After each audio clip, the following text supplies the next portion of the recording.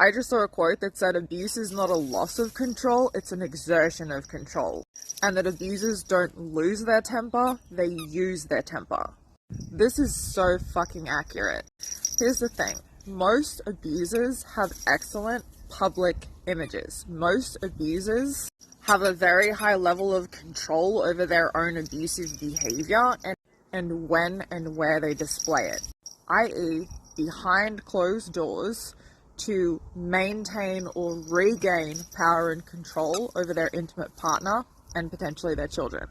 Abusive people, I'm not going to say abusive men because there are abusive women who do the same thing, typically, not always, but typically, particularly when you're dealing with a narcissist or a psychopathic type of personality, have an excellent level of control over their behavior and where and when they exert shows of dominance, control, cruelty, physical violence.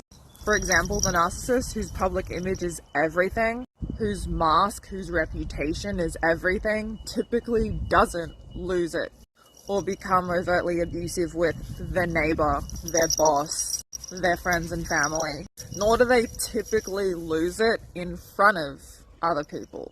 They typically are abusive only behind closed doors when no one is watching, and in such a way where they are able to maintain their excellent public image, in such a way where everyone else around them thinks that they're such a nice guy or girl, to the point that intimate partners of these personalities often feel that no one would even believe what they're actually like behind closed doors. One of the biggest misconceptions about abuse and abusive behavior is that it's not about someone just losing control and losing their temper and getting angry. It's about maintaining dominance and power. And this is why it's also so important for victims not to blame themselves and tell themselves that they allowed abuse, because abuse is not a collaboration. By definition, abuse occurs in a dynamic where there's a big one-sided power differentiation. It is not something that you sit down and agree to. And abusers are very strategic in the ways that they coerce, control, manipulate, and maintain that power and control over their partner. Abuse is a conscious, premeditated choice based on a fundamental sense of entitlement. Abusers feel entitled to what they want and when they want whatever it is from their partner.